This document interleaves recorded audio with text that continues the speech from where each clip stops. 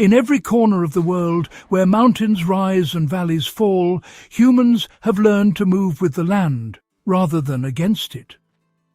The simple act of walking uphill, something we take for granted, has shaped migrations, trade routes, and the survival of entire communities.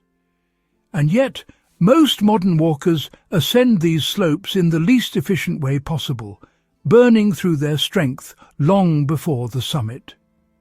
Today, we return to a skill perfected by those who travelled the high places long before us, a method grounded in the logic of the body and the wisdom of experience. For the human body is a remarkable instrument, capable of carrying us great distances.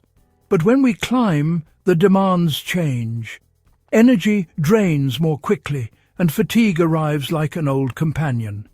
It is the body's quiet signal that its reserves are falling.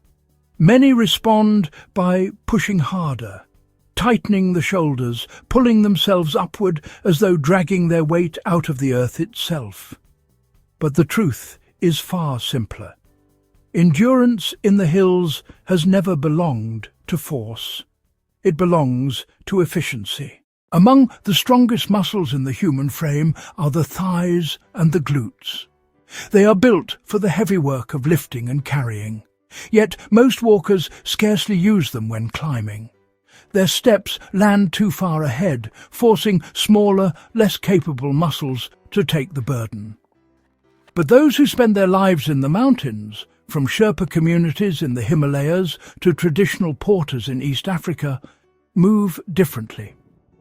Their technique is subtle but powerful, and it begins with a single principle. Each step uphill must place the heel beneath the shoulders. When the heel lands close to the body's center of gravity, the powerful muscles of the legs engage naturally. The climb becomes a controlled lift rather than a desperate reach. It may require a slight forward lean, especially when carrying weight, but the posture remains balanced and stable. At first, this manner of stepping feels unusual, almost restrained, but in the span of a few minutes, something remarkable happens. The body settles, the breathing eases, and the effort begins to flow through the large muscle groups built for this very task. Yet the hills are not uniform. They rise in sudden ledges, broken stone, and awkward angles that defy a flat step. When faced with these obstacles, many hikers lunge upward, hoisting the full weight of their bodies in a single movement that, expends far too much energy. The wiser method is to shorten the stride and work across the slope rather than directly up it. A gentle zigzag softens the climb, keeps the heel beneath the shoulders, and spares both muscle and stamina. This approach, used for generations by mountain peoples, allows a traveller to cover astonishing distances without exhausting their strength.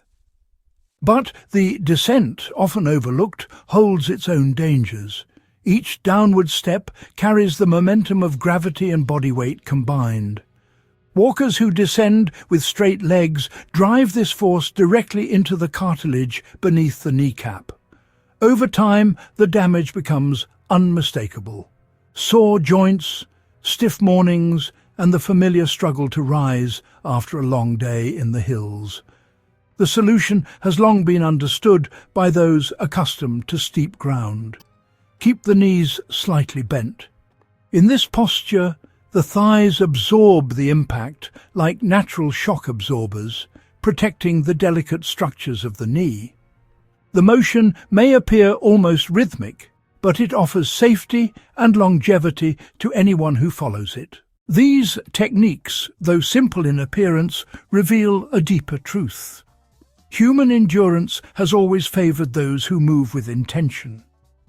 Whether guiding caravans across ancient mountain passes or carrying goods between remote villages, people who lived close to the land discovered the value of conserving their strength. They read the terrain not as an adversary, but as a companion that required understanding. And in doing so, they unlocked the ability to travel farther, carry more, and endure what others could not. To walk efficiently in the hills is not a modern invention. It is a return to knowledge that served our ancestors for thousands of years, a knowledge we would do well to remember. When the heel lands beneath the shoulders, when the path bends into gentle angles, when the knees soften on the descent, the body moves in harmony with its own design. These small adjustments transform the difficulty of the climb and the strain of the descent into something altogether different, a calm, measured, powerful movement through the landscape. Those who practice this method soon discover its effect. Fatigue loosens its grip, joints remain resilient, and the hills, once daunting, become terrain to be understood rather than endured. It is a skill available to anyone willing to slow down, observe their own steps, and adopt the wisdom carried through generations of mountain travelers. For more knowledge drawn from history, experience, and the enduring logic of survival, subscribe to Survival Logic and share this video with those who value the lessons of the past.